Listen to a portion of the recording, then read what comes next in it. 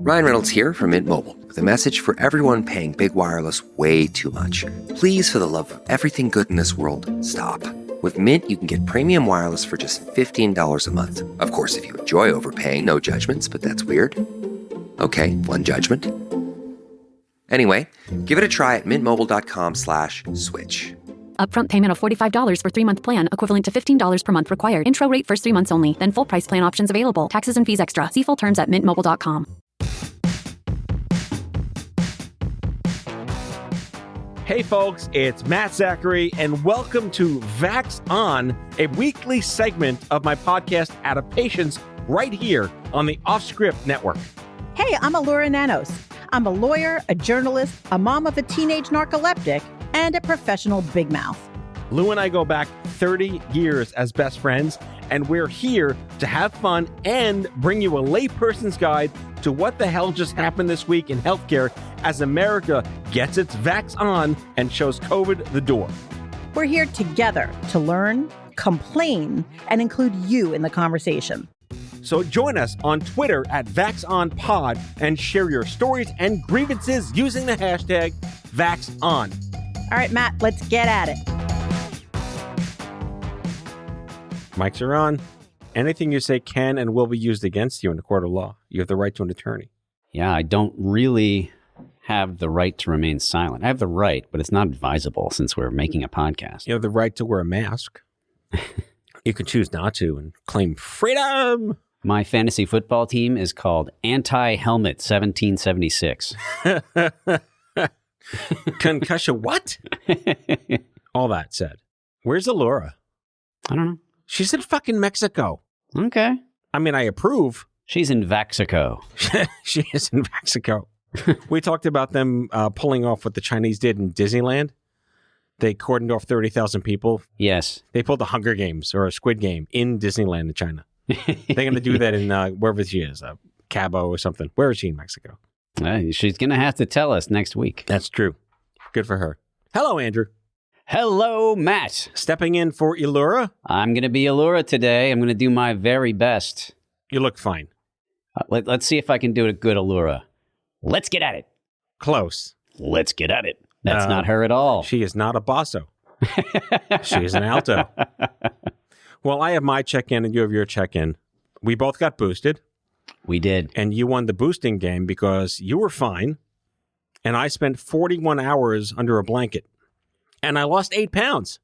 See there, did I really win the boost? Because I did not lose 8 pounds. But you don't need to lose 8 pounds. You're a slender gentleman. Yeah, well, thank you. Thank you. That's very kind.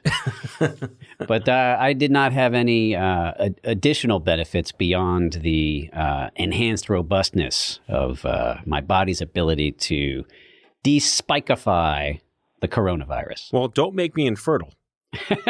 Because God knows, none of the sperm I have left from cancer, stand a chance against your royal awesomeness of antibodies. Yeah, your spikiness. It's true. It's true. I mean, the new expert on the field, quarterback Aaron Rodgers. That's a sport, right? Given us quarterback lots of is football. Yes, yeah. He's quite a good quarterback and not as proficient a public health expert, it turns out. Really? I'm astonished, too. Didn't he go to doctor school? Yeah, he has his doctorate in throwing a football. Wow. Okay. And Does calling it? plays. His head is overinflated with inaccurate information. Okay. Well, as long as he fancies himself a scientist. He's having a good time. Okay. He's enjoying this new flavor to his... Okay. Well, kudos to his publicist. My goodness. Yeah, he's doing a great job. Well, speaking of doing a great job, it looks like the planet is slowly healing itself. I read over half the planet has had vaccinations. Amazing, isn't it? That's like 4 billion people. Yeah, at least their first shot. That's amazing. Yeah, it is a moment to celebrate and to sit in awe of. Despite everything, despite all the countervailing forces, despite all of the self-interested fictions that people are putting out into our mental landscape, we've still managed to vaccinate with at least one shot over half the planet, over half of humanity. And some people still don't think it's safe. Oh, yeah, quite a few people. Right. How many billions of people do you need to prove that it's safe? It's been a dismaying 5 years, let's say. Yeah, to me. I think that's fair. To just look back and realize just perhaps how much I personally overestimated so many other humans here on Earth. Yeah. Meanwhile, they think we're going to die, and we think they're going to die. This literally is like Squid Game for immunology. Yeah, I frankly don't think I truly understand what an anti-vaxxer thinks is going to happen to me. It seems to vary wildly from person to person, depending on their that chip own inside you is going to burst through your chest like in Aliens. Right. I mean, there are chips. Basically, any frightening condition is on the list of possible things that anti-vaxxers will talk about, despite the fact that it didn't show up anywhere in any of the studies that were done before these vaccines were released for public use. I don't know. I'm going back to flat Earth. Well, because there's so much raw data on flat Earth being the truth, right? But I digress. This is called a face mic. Are you ready to hear what a face mic sounds like? What's a face mic? Oh. You might need to amplify that a bit, Bree. Yes. The face mic. Producer Bree for the win. But the WHO, not the band, the World Health Organization, although all praise the WHO, clearly. Yeah, adultery only. Apparently, we will be fooled again. All right. They're claiming that 70% of the world's population will be vaccinated by the end of next year, which is a year from now. And they think between now and the end of 2022, we're going to get control of the virus, which I don't know what that means, but we can hopefully reduce disease and death. I'm seeing the hill. What's the I'm not a Bible guy. What, something above the mountains? I don't know. Are you thinking about the mountaintop or that or phrase? The light at the end of the tunnel? Thank you. The city on a hill, you that sort of thing. Are Mr. Metaphor today. But the Delta wave will wrap up this month and represent the last major COVID surge. Famous last words. Yeah, let's hope so. Let's hope that all of those unvaccinated bodies don't serve as a nursery for the next horrifying variant. I'm certainly done with this particular movie, and I don't want a sequel. Well, COVID-19 is still expected to remain a major contributor to illness and death for years to come. Hooray! Yeah, like the flu. It's endemic rather than a pandemic. Yes, a new word people have to learn. Endemic. Indeed. And we certainly do welcome this downgrading of this experience. And we're printing business cards again, aren't we? As we speak, recording this, there's a conference going on in Boston with a whole bunch of my cronies and peers called CNS. Shout out to those guys. And Ritesh Patel, who was on my show last week, is there in person. Stacey Hurt, who's been on my show. Jen Horonjeff. All of our friends are live in person with no masks, having a fabulous time in a completely safe environment. Astonishing. I have no interest in traveling. I don't care what they're doing. Well, I'm traveling next week, and soon you're going to have to start getting on airplanes again as well. I mean, I don't know when they're going to get the masks off the airplanes. I think that's the one deterrent for me. Just wear. I mean, again, it's not like I'm not going to fly if I have to. It's just annoying. It's a good annoying, but it's an annoying thing that one day we hopefully won't have to have again. Yeah, it's true. You know, when it comes to the politicization of masks, it reminds me of something that happened when I was in college. What was her name? On campus, the gay rights group. What was his name? The student gay rights group. Men and women, they did this little sort of prank. They put up posters early one morning declaring today to be Jeans Day, saying, remember to wear jeans today if you support gay rights. The result, of course, was that lots of students who considered themselves to be conservative put jeans on that day and actually wound up running home back to their dorms to change out of jeans so as not to be seen supporting gay rights. And I think that something similar has happened with masks. This thing which would have been absolutely normal, standard, reasonable, had it not been politicized, would have been something that we'd all happily do with perhaps a little bit of grumbling. Well, remember that movie, The Fog? No. All right, The Fog, basically, it's a horror movie. It's really bad. Yes. But the fog comes in and, like, it melts you. Oh. But apparently, if you did something, the fog wouldn't melt you. So, of course, everyone did the thing that kept the fog from melting you. If COVID melted you, we'd all be wearing the thing that made you not melt. Yeah. If it was just a much more visible and immediate and horror film-like effect. Ebola, for example. Yes. I would do anything in my power to not get Ebola. Yeah. I mean, but, I don't think we can argue that coronavirus is something that has a minimal, non-dramatic effect on people. That is true. Well, so apparently this is going to be a gradual evolution. Experts from the Imperial College. We're going to be dealing with this as a more persistent virus. It's just going to be part of humanity.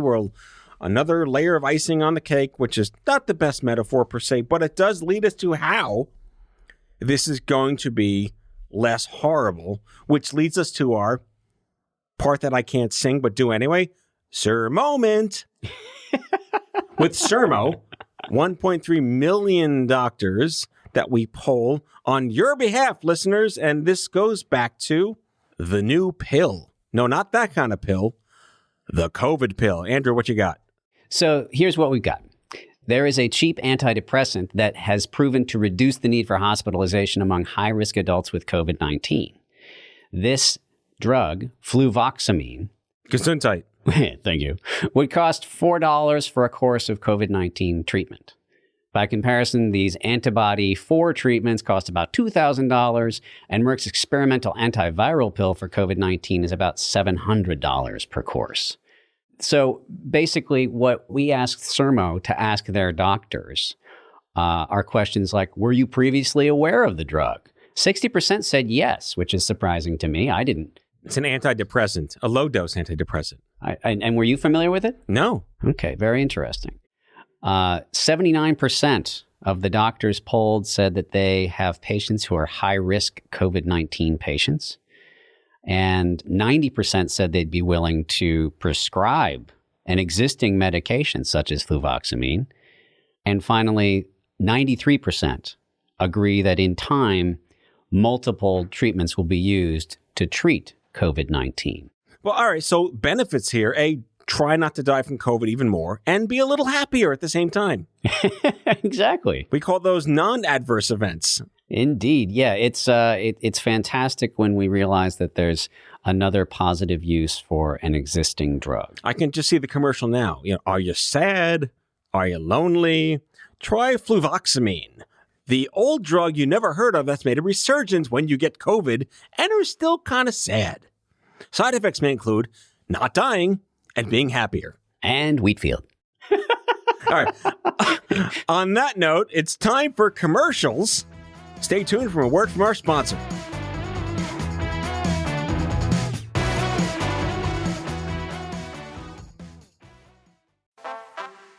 No matter how you travel, it's good to have a plan. Some people plan every minute. No sleep, bus, museum, another museum. While others only plan to take it day by day. When it comes to your finances, a plan is just as important. You can count on Credit Karma to give you the insights you need to understand your options so you can take charge of your financial path and find your way to money. Explore how you can make financial progress with confidence today. Intuit Credit Karma. Karma you can count on. This is a mini meditation guided by Bombas. Repeat after me. I'm comfy. I'm cozy. I have 0 blisters on my toes.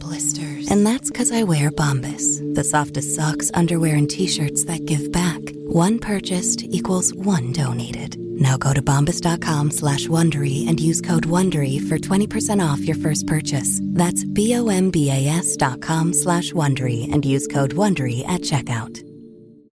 Find yourself looking for a new job or change in career? Monster.com is here to help.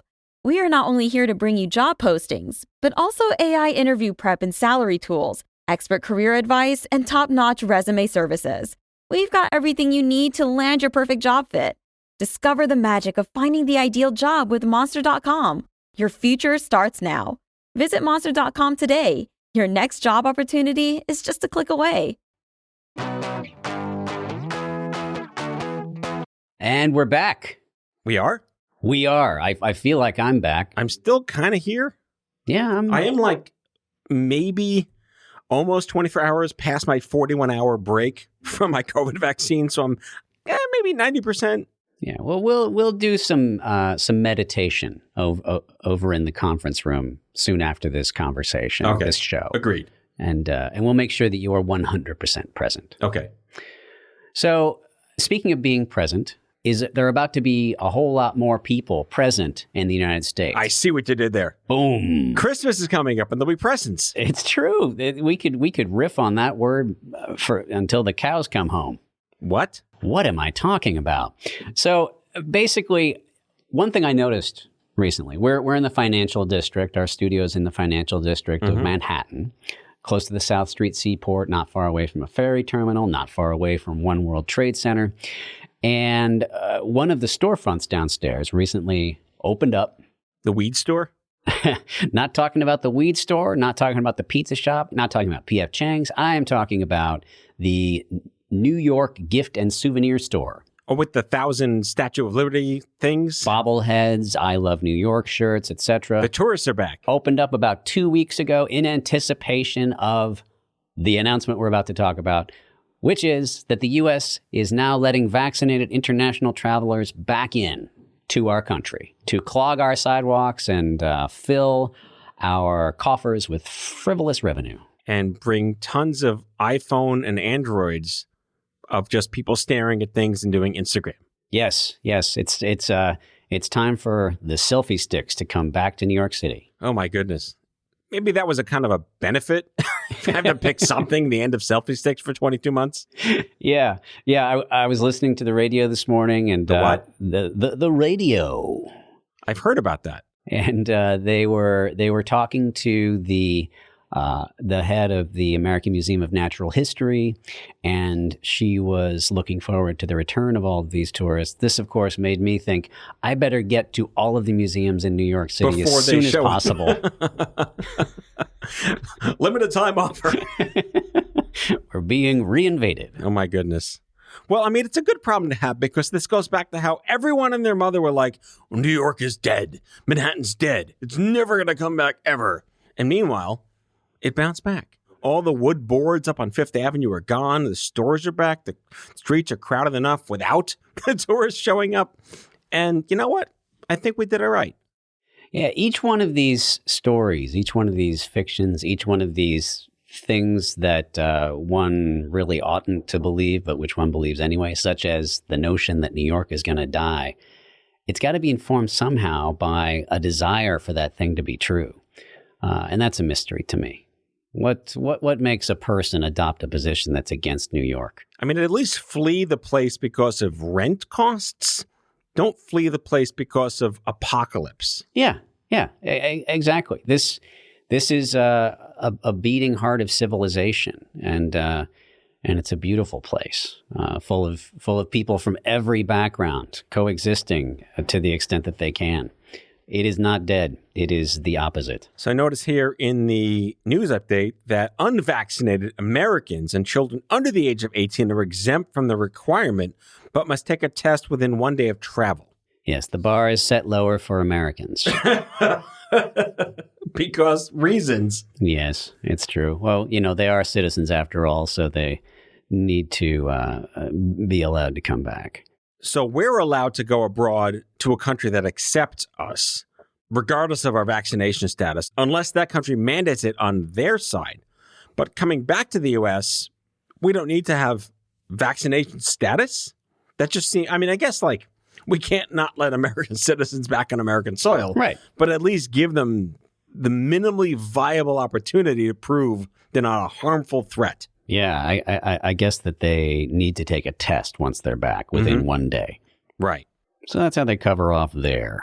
So let's wrap up with one more story that's relevant to you and I specifically, and many, many other parents all over the country, which is that the vaccinations for children 5 to 11 has been approved for EUA, not fully FDA approved. I have children under 12. You have children under 12. I'm fine with getting my kids vaccinated. They're getting it next week at the pediatrician's office. Where are you with your kids? Well, we checked in with our pediatrician. We felt very confident before doing so. But of course, when she said, I have absolutely no hesitation about saying that your kids should get vaccinated, we went ahead and made that happen. And our own particular path toward getting Henry and Maggie vaccinated was that we made a reservation at Citi Field for Saturday at 2:00. But then on Saturday morning, a friend of ours from the neighborhood texted us and said, hey, there's a pop-up vaccination bus at the park 4 blocks away from you. Was it the Muppet Bus? It sounded like the Muppet Bus in several cases. It had to be the Electric Mayhem. Please say it was the Electric Mayhem. Animal was in the back saying, woman! It was bizarre. He has not aged well, just for the record.